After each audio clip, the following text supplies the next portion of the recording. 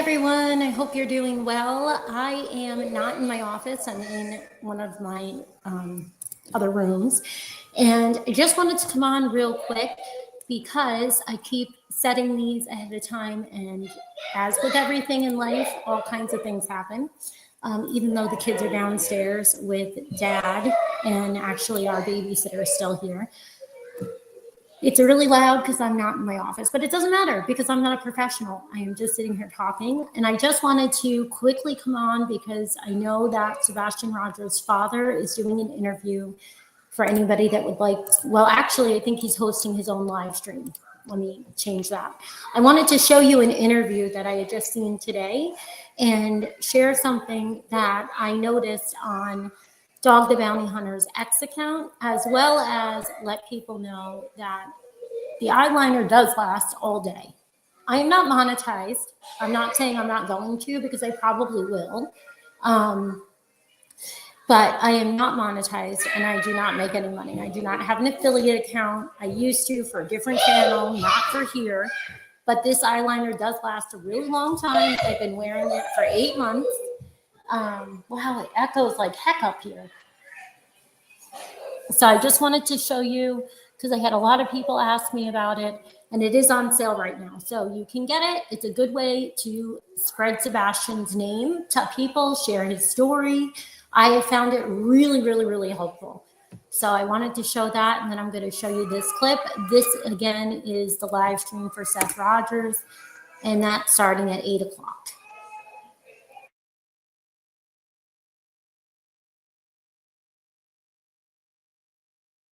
As well as let you know, I had heard it's $200,000 the reward is up to now, so that's phenomenal. We will find Sebastian. We will bring him home. 9 months later, Sebastian Rogers' father holds on to hope as he continues to search for his missing son. Good evening and welcome to News 2 at 5. I'm Bob Mueller. And I'm Haley Wilkes. The reward for Sebastian has increased following new tips and a lead that led investigators to believe they had found the teen. News 2's Caitlin Quisenberry has more. Never going to stop. You don't stop halfway between a goal, and try is just the first way of failing.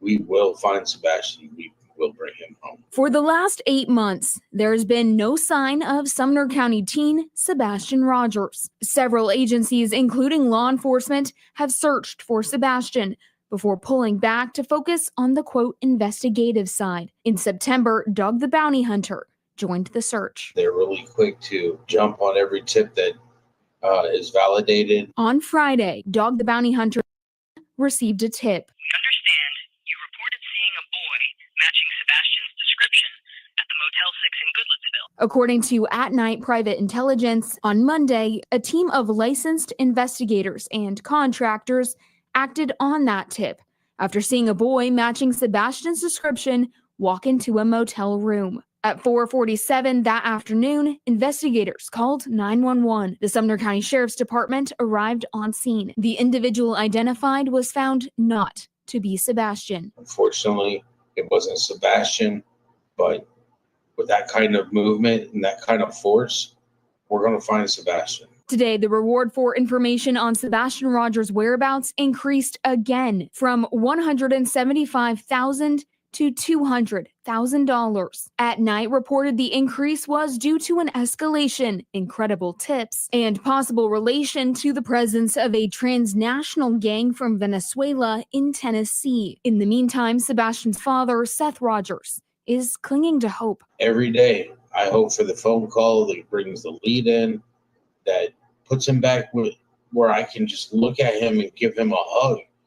I mean, I miss my son. With the holidays and Sebastian's 16th birthday around the corner, Seth tells me he does not want to miss any more moments without his son by his side. I'm hoping with everything that's coming into play, everything that's being reported, that he'll be home before he turns 16.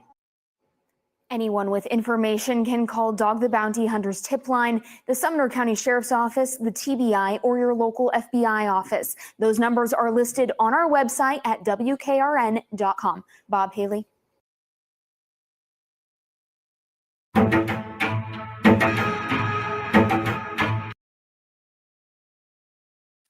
right, we're going to head over to watch the next clip.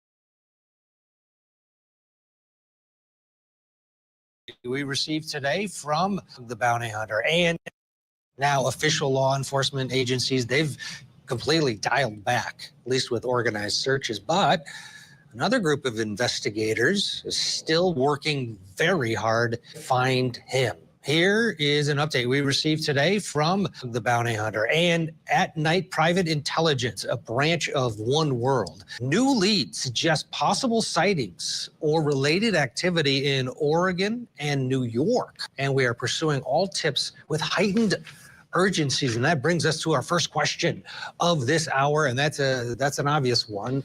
Where is Sebastian Rogers tonight? As so many people continue to look for him and worry about this young man. Let's bring in Dwayne Chapman, AKA Dog the Bounty Hunter. He's with us. He's joined this search effort for Sebastian.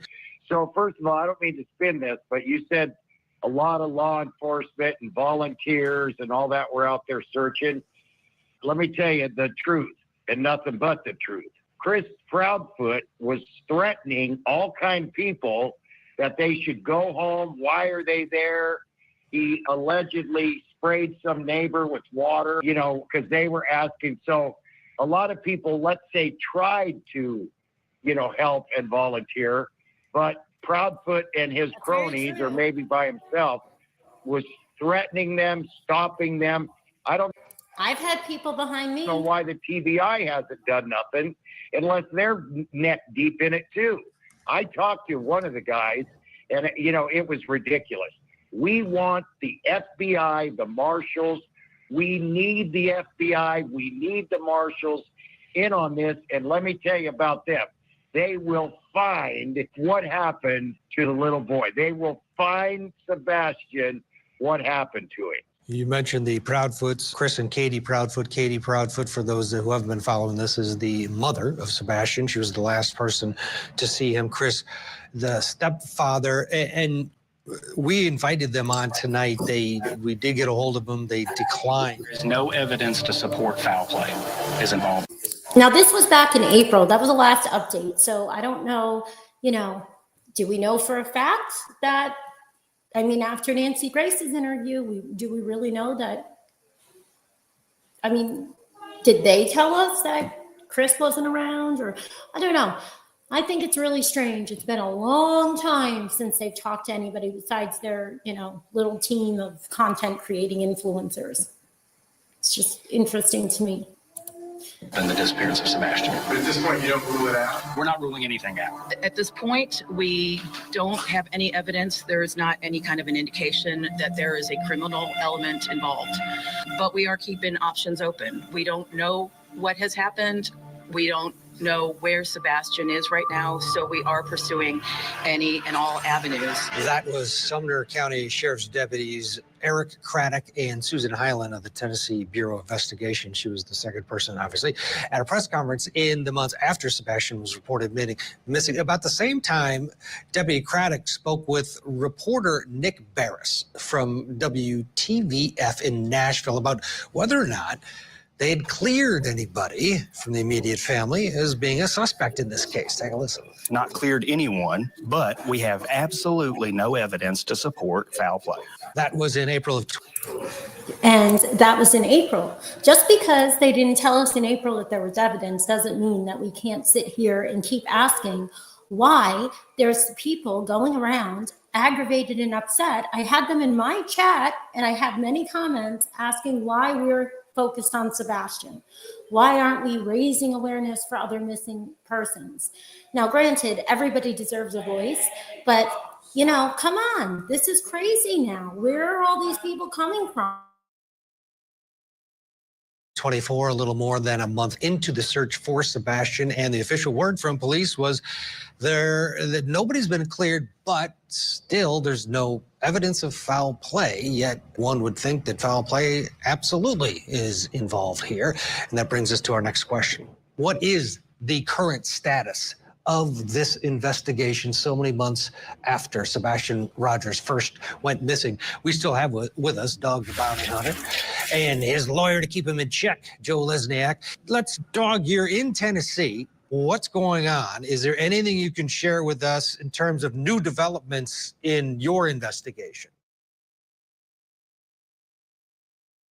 So I find a lot of this odd. There's so much I want to talk about. I am going to set up in my office and go tune in to Seth Rogers. He's going on, I believe, in 10 minutes.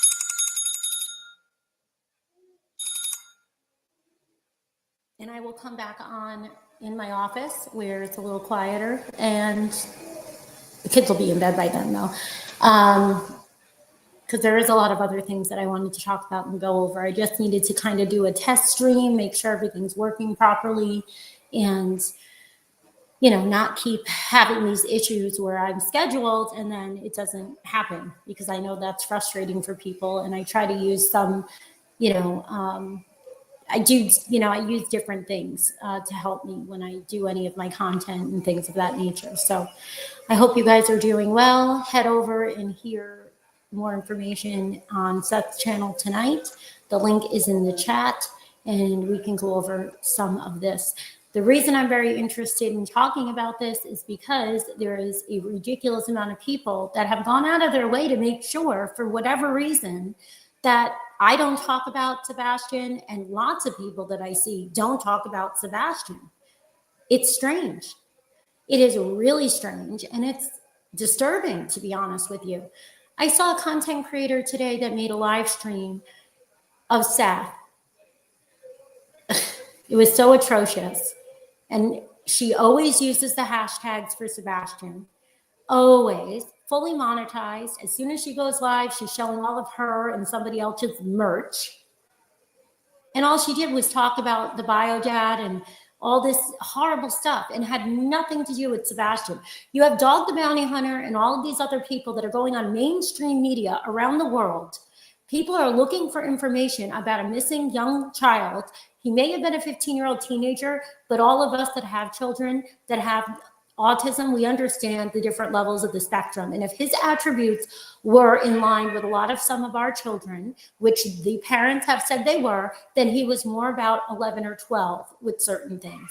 So you have a wonderful child that just vanished, that doesn't vanish, that you have creators that sit in courtrooms with the family members, right, with the mother and stepfather out there in court talking horrible when people are searching for information on a missing child.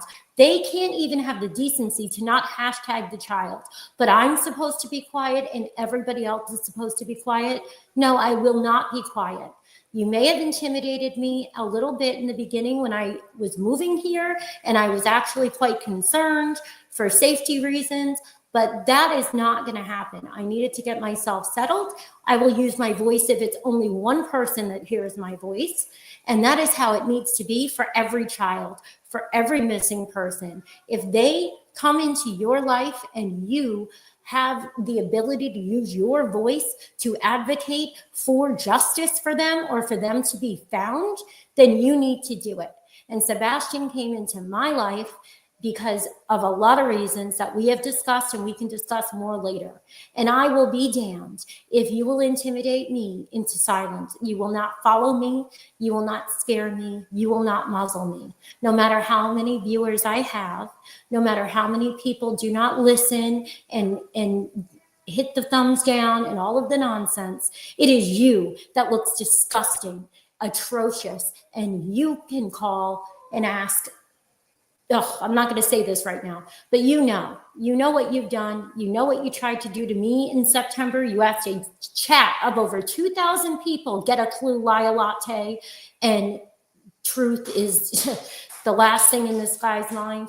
You told the chat room of over 2,000 people to call TBI on me. They need to really be looking at, why are you guys all doing this? And why are you sending your chat to tell me that I shouldn't discuss a missing young man? Why don't you want us talking about him? I hope they're looking into you too, because there's something wrong with this picture, and I won't be quiet. See you guys later. Thanks for watching.